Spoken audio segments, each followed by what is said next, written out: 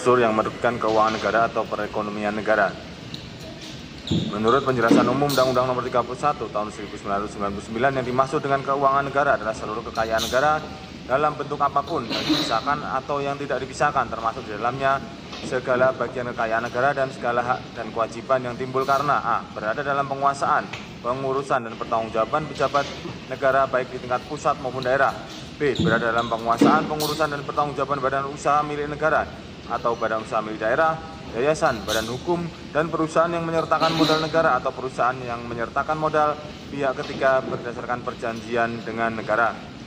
Untuk teori dan jurisprudensi sebagaimana terlengkap dalam surat tuntutan dianggap dibacakan.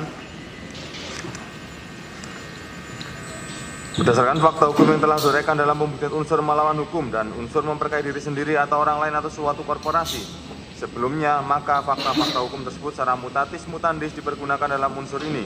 Maka dapat disimpulkan fakta-fakta hukum yang memperlihatkan adanya akibat berupa kerugian keuangan negara adalah sebagai berikut.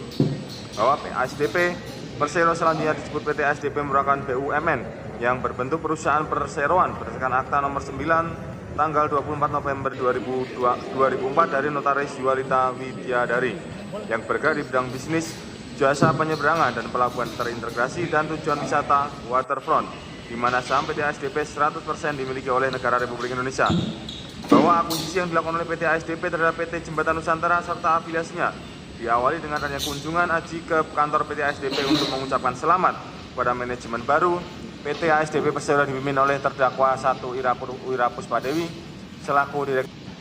Dalam pertemuan tersebut, Aji meminta kepada terdakwa 1 untuk melakukan akuisisi perusahaan PT Jembatan Nusantara karena yang dipersiapkan meneruskan usahanya telah meninggal sehingga tidak memiliki penerus dalam usaha kapalnya.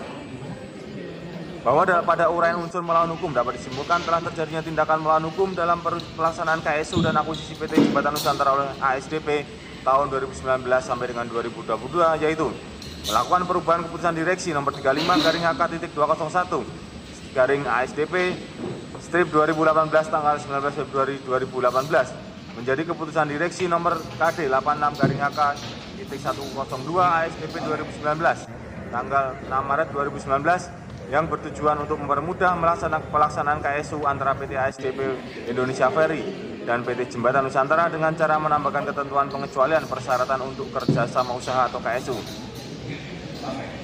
Poin kedua, tidak mempertimbangkan risiko pelaksanaan kerjasama usaha dengan PT Jembatan Nusantara yang disusun Vice President Manajemen Risiko dan Quality Assurance. Kemudian melakukan perjanjian kerjasama usaha atau KSU pengoperasian kapal antara PT ASDP Ferry dengan PT Jembatan Nusantara sebelum adanya persetujuan Dewan Komisaris. Menyampaikan substansi izin pelaksanaan kerjasama usaha dengan PT Jembatan Nusantara kepada Dewan Komisaris PT ASDP Indonesia Ferry yang berbeda dengan substansi izin yang disampaikan kepada Menteri BUMN.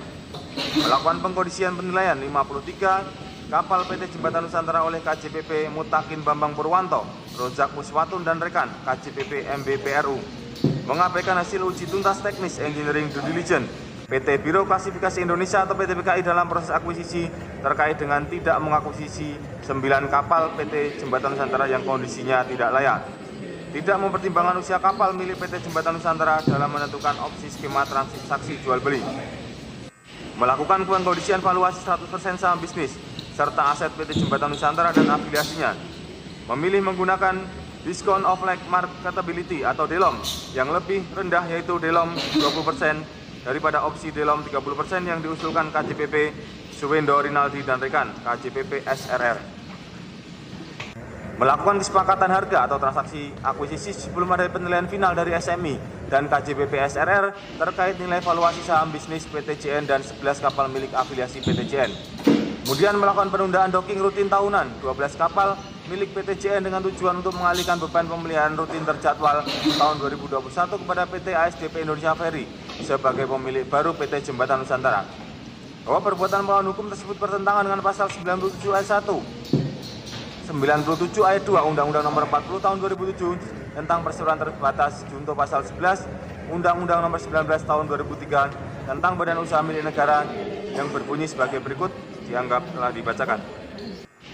bahwa pada tanggal 20 Oktober 2021 bertempat di rumah Aji terletak di Kebayoran Lama, Jakarta Selatan, terdakwa 1, terdakwa 2, dan terdakwa 3, dan Junia Satriawan seluruhnya selaku BOD PT ASDP diundang oleh Aji untuk merayakan ulang tahunnya. Dalam pertemuan tersebut disepakati nilai akuisisi perusahaan PT JN oleh PT ASDP adalah Rp1.272 miliar. Dengan beban hutang PT JN akan ditanggung oleh PT ASDP. Bahwa pada tanggal 21 Oktober 2021 bertempat di kantor ASDP, direksi menyepakati harga akuisisi PT Jembatan Nusantara dengan rincian 1. Harga sebesar Rp1.272 miliar dengan rincian sebagai berikut terlampir dalam surat tuntutan. 2. Utang perbankan dan lembaga pembiayaan terlampir dalam surat tuntutan. 3. Tahap pembayaran term of payment terlampir dalam surat tuntutan.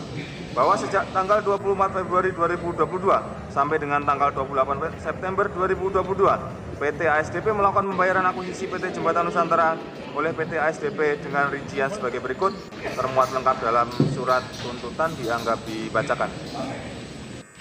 Bahwa dari fakta hukum serta membuktikan unsur memperkaya diri sendiri atau orang lain atau suatu korporasi di atas, maka dapat disimpulkan adanya perbuatan yang dilakukan oleh para terdakwa dan kawan peserta dalam proses kerjasama usaha dan akuisisi PT JN oleh PT ASDP Ferry tahun 2019 sampai 2022 telah memperkaya Aji selaku pemilik atau penerima manfaat beneficial owner PT Jembatan Nusantara sebesar Rp1.253.431.651.169.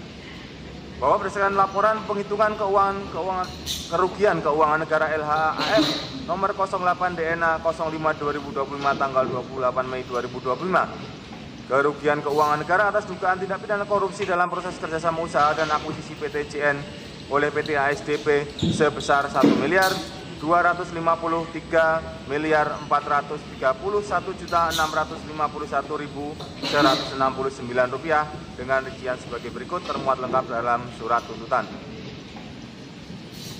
Bahwa perbuatan terdakwa 1, terdakwa 2, dan terdakwa 3 bersama dengan Aji selaku pemilik atau penerima manfaat PT Jembatan Nusantara, Junia Satriawan, Alwi Yusuf, Saiful Haq, Manan alias Luluk, Muhammad Syarif, Oki Rinaldi, Heribertus, Eri Hestianto, dan Francis Wijaya telah mengakibatkan kerugian keuangan negara sebesar Rp1.253.431.169 berdasarkan laporan penghitungan kerugian keuangan negara dan atas dugaan tindak pidana korupsi dalam proses kerjasama usaha dan akuisisi PT Jembatan Nusantara oleh PT ASDP Indonesia Ferry Persero tahun 2019-2022. Bahwa dalam persidangan perkara akuo dapat disimpulkan sebagai berikut. 1. Bahwa berdasarkan pasal 1 angka 22 Undang-Undang Nomor 1 Tahun 2004 tentang perbendaharaan negara, yang dimaksud dengan kerugian negara atau daerah adalah kekurangan uang, surat berharga, dan barang yang nyata dan pasti jumlahnya sebagai akibat perbuatan melawan hukum baik sengaja maupun lalai. Dari pengertian kerugian negara tersebut dapat disimpulkan bahwa kerugian negara adalah 1. Adanya pelaku penanggung jawab, 2. Kekurangan uang, surat berharga, 3. Kerugian yang jumlahnya nyata dan pasti, 4. Tindakan melawan hukum baik sengaja maupun lalai, 5. Serta adanya hubungan kausalitas antara tindakan melawan hukum dengan kerugian negara yang terjadi.